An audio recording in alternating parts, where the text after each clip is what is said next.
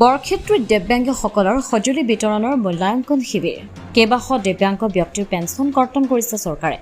বৰক্ষেত্ৰীৰ দিব্যাংগ বহুমুখী উন্নয়ন সংস্থাৰ উদ্যোগত সদৌ অসম দিব্যাংগ বহুমুখী উন্নয়ন সংস্থাৰ সহযোগত আজি বৰক্ষেত্ৰীৰ দিব্যাংগসকলৰ সঁজুলি বিতৰণৰ বাবে মূল্যাংকন শিবিৰ আয়োজন কৰা হয়।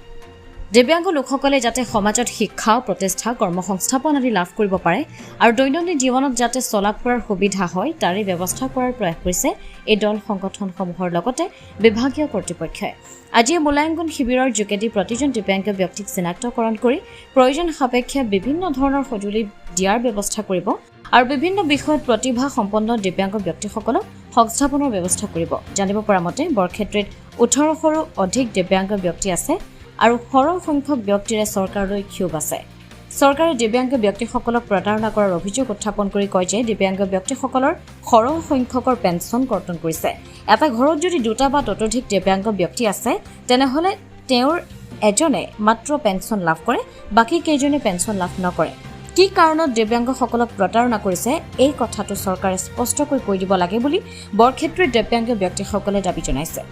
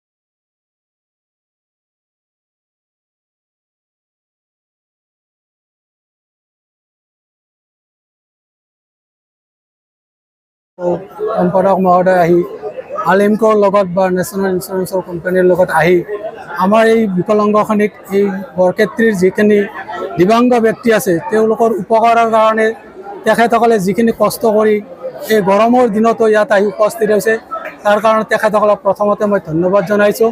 কাৰণ এনেকুৱা এটা এছেছমেণ্ট কেম্প হয়তো বহুত জেগাত পোৱা নাই, তেওঁলোকেও চলন ফুৰণৰ ক্ষেত্ৰত অসুবিধা পাই থাকে দিব্যাংগ ব্যক্তিসকলে। আজি হয়তো তেওঁলোকে এইখিনিত উপকৃত হ'ব আৰু এইখিনি উপকৃত হ'লেই নহ'ব, আমাৰ বহুত পেঞ্চন কটা গৈছে।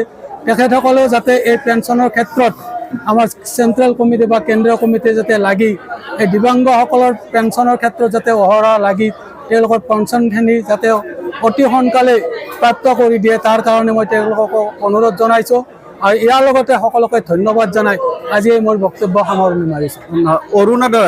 অৰুণোদয় যিখন আঁচনি এই অৰুণোদয় আঁচনিখনতে দিব্যাংগসকল অন্তৰ্ভুক্ত আছিলে ক্ৰাইটেৰিয়াত, কিন্তু সেই সময়তে এতিয়া দিব্যাংগসকলক অৰুণোদয় আঁচনিৰ পৰা কাটি দিয়াটো কিমান যুক্তিসংগত হৈছে?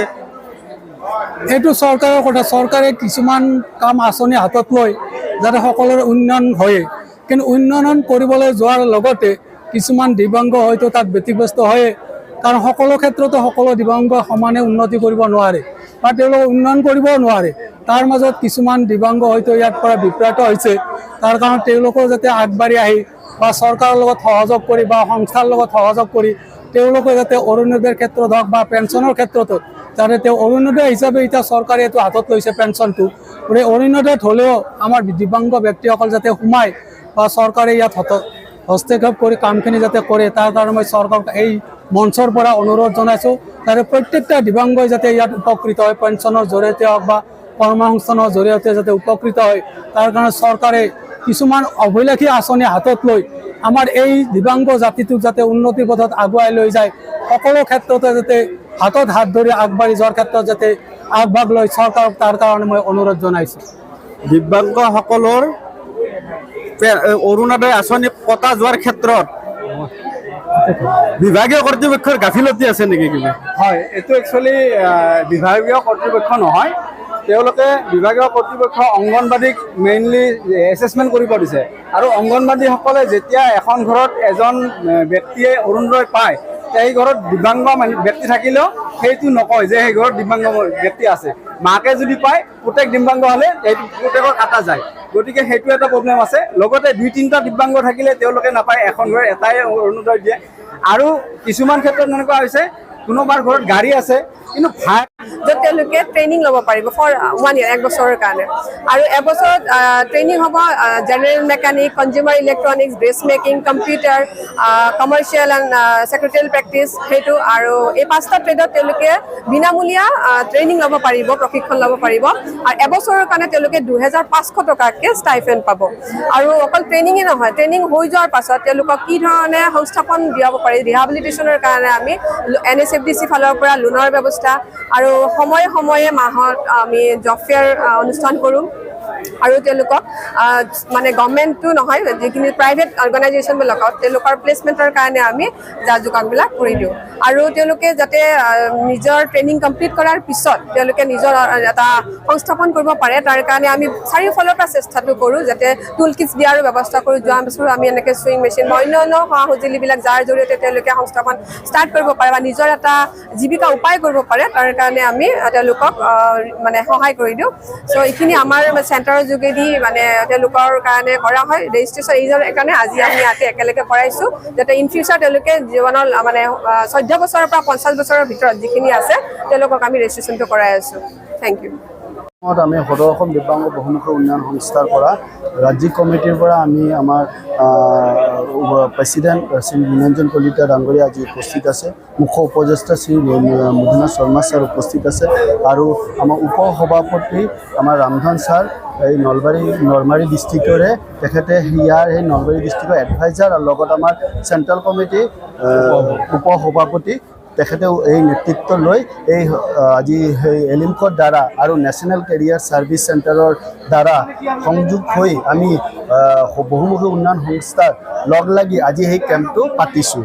আৰু এই কেম্পৰ দ্বাৰা আমি এটাই কথা সকলো দিব্যাংগক বিচাৰোঁ যে সিহঁতে ওলাই আহে আৰু যিখিনি বস্তু সিহঁতক দিব লাগে, আৰু যিখিনি বস্তু বহুত ভিতৰৰ অঞ্চলত থাকে সিহঁতে গম নাপায়। আমাৰ ৰামধন ছাৰে যিখিনি দায়িত্ব লয়, যিখিনি কষ্ট কৰি আজি এইখিনি মানুহ একত্ৰিত কৰি আজি এই প্ৰেক্ষাগৃহত যে কাপলাবাৰীৰ গৃহ প্ৰেক্ষাগৃহত চবে একজোট কৰি এইখিনি সা সুবিধা কৰি দিছে, তেখেতক আমি অশেষ ধন্যবাদ। আমাৰ ৰাজ্যিক কমিটি আৰু আমাৰ দিব্যাংগ ভাই ভনীৰ পৰা আমি তেখেতক অশেষ ধন্যবাদ জনাইছোঁ।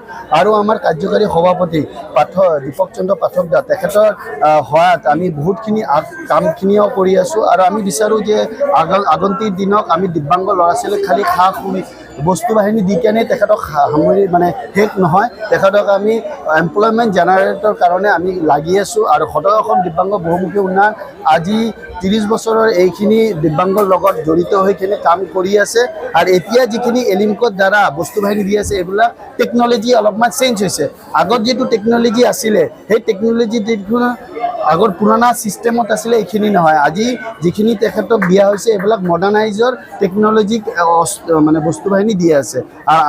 আমি নলবাৰী ডিষ্ট্ৰিক্টত আৰু 2টা কেম্প কৰিব লগা আছে, 4 তাৰিখ আৰু 5 তাৰিখ। এই 2টা কেম্প আমি ইয়াৰ পাছত আমি এছেছমেণ্ট কৰিম। ইয়াৰ পাছত আমাক ডিষ্ট্ৰিবিউশ্যন হ'ব। আজি এছেছমেণ্ট হৈছে, চিনাকি পৰ্ব মানে সিহঁতক কোনে কি পাব সেইটোৰ দ্বাৰা আমি আগবঢ়াই আছোঁ। এইখিনি কৈ আমি মোৰ বক্তব্য আমি সদৌ অসম বহুমুখী দিব্যাংগ উন্নয়ন সংস্থাৰ জৰিয়তে আৰু কেন্দ্ৰীয় চৰকাৰৰ নেশ্যনেল কেৰিয়াৰ ছাৰ্ভিচ চেণ্টাৰ আৰু এলিমকৰ জৰিয়তে এই অঞ্চলত থকা প্ৰতিবন্ধীসকলক তেওঁলোকৰ ঘৰৰ পৰা ওলাই অহাৰ কাৰণে যিখিনি সা সঁজুলি লাগে, এই সা সঁজুলিখিনি নাইবা তেওঁলোকে বৰ্তমান সময়ত চলাৰ কাৰণে ওলাই আহিলে যিখিনি বাধা পায়, এই বাধাখিনিৰ পৰা যাতে মুক্ত হ'ব পাৰে, তাৰ বাবে যি সুবিধা লাগে এই সুবিধাখিনিৰ কাৰণে আমি ইয়াতে এখন মূল্যায়ন কেম্প অনুষ্ঠিত কৰিছোঁ। আৰু ইয়াত আমাৰ এলিমকো জড়িত আছে, নেশ্যনেল কেৰিয়াৰ ছাৰ্ভিচ জড়িত আছে, আৰু আমাৰ সদৌ অসম দিব্যাংগ বহুমুখী উন্নয়ন সংস্থা জড়িত আছে। আমাৰ উপদেষ্টা মধুনাথ শৰ্মা ডাঙৰীয়া আছে, আমাৰ এই অঞ্চলৰ ৰামধন বৰ্মন ডাঙৰীয়া আছে, আৰু আমাৰ ছেক্ৰেটাৰী জিন চাহাব আছে। এনেকৈ আমি গোটেই লগ হৈ পেলাই এই অঞ্চলত মুঠতে যিখিনি বিকলাংগ আছে বিকলাংগখিনিক দিব্যাংগখিনিক কেনেকৈ ওলাই আনিব পাৰি তেওঁলোকে ভৱিষ্যত সময়খিনিত কেনেকৈ আগবাঢ়ি যাব পাৰে তাৰ ব্যৱস্থা কৰাৰ কাৰণে আমি ইয়াত এই মূল্যাংকন শিবিৰটো অনুষ্ঠিত কৰিছোঁ। কিমানজনমান দিব্যাংগ ব্যক্তি আজি ইয়াত উপস্থিত হৈছে? আনুমানিক 300ৰ ওপৰত হ'ব। তেওঁলোকৰ বেছিভাগৰে ধৰক হুইল চেয়াৰ, ট্ৰাইচাইকেল, কাণৰ মেচিন, ব্লাইণ্ড ষ্টিক এইবোৰ লাগে। আৰু ইয়াৰ উপৰিও আমাৰ চৰকাৰখনে যোৱা সময়ছোৱাত যিটো অৰুণোদয় পেঞ্চন দি আছিল দিব্যাংগসকলক, বহুতৰে এই পেঞ্চনটো কাটা গৈছে। গতিকে সেইটো ক্ষেত্ৰত বহুতে আপত্তি জনাইছে। গতিকে সেইখিনি আমি আজি ইয়াত ডকুমেণ্টছ ল'ম, লৈ পেলাই আমি ডিচিৰ জৰিয়তে এইটো প্ৰেৰণ কৰি তেওঁলোকে পোৱাৰ ব্যৱস্থা কৰিম। হয়, মই national career service centre for differently able গুৱাহাটীৰ পৰা আজি ইয়াতে দিব্যাংগসকলৰ ৰেজিষ্ট্ৰেশ্যনৰ কাৰণে উপস্থিত হৈছোঁ। চ' আমি ইয়াতে ধন্যবাদ জনাইছোঁ অল আছাম যিটো এছ'চিয়েশ্যন আছে দিব্যাংগৰ। তো তেওঁলোকৰ জৰিয়তে আমি এই কমলাবাৰী ঠাইখনত যিমান দিব্যাংগ ভাই ভনীসকল আছে তেওঁলোকৰ লগত যোগাযোগ কৰিবলৈ সুবিধাখন তেওঁলোকে দিছে এই ঠাইত। চ' আমাৰ লগত আজি উপস্থিত আছে এলিমক'ৰ, যাত মানে তেওঁলোকে জেনেৰেল ইঞ্চুৰেঞ্চৰ কৰ্পৰেশ্যনৰ ফালৰ পৰা CSR ইনিচিয়েটিভ হয় এইটো এটা। তেওঁলোকক এছিষ্টিভ ডিভাইচবিলাক দিয়াৰ কাৰণে এছেচমেণ্ট কেম্প আমি ইয়াতে আয়োজন কৰা হৈছে। তো তেওঁলোকে ট্ৰাইচাইকেল, হুইল চেয়াৰ বা যিখিনি ভাই ভনীসকল মানে তেওঁলোকে এছেচমেণ্ট কৰি গম পাব যে মটৰিষ্ট ট্ৰাইচাইকেল, হিয়াৰিং মেচিন, স্মাৰ্ট কেন ফোন যিমানখিনি আছে যোগ্যতা অনুসৰি তেওঁলোকক এছেচমেণ্ট কৰি আছে। আৰু আমি নেশ্যনেল কেৰিয়াৰ ছাৰ্ভিচ চেণ্টাৰৰ জৰিয়তে ৰেজিষ্ট্ৰেশ্যনটো কৰাইছোঁ একেলগে, য'ত আমাৰ বৰক্ষেত্ৰীৰ পৰা নেকিবুৰ ৰহমানৰ ৰিপৰ্ট, অমৃত নিউজ 24/7। অমৃত প্ৰবাহ অসমীয়া সাপ্তাহিক কাকতৰ ডিজিটেল সংস্কৰণ অমৃত নিউজ, সত্যৰ সন্ধানত অমৃত নিউজ।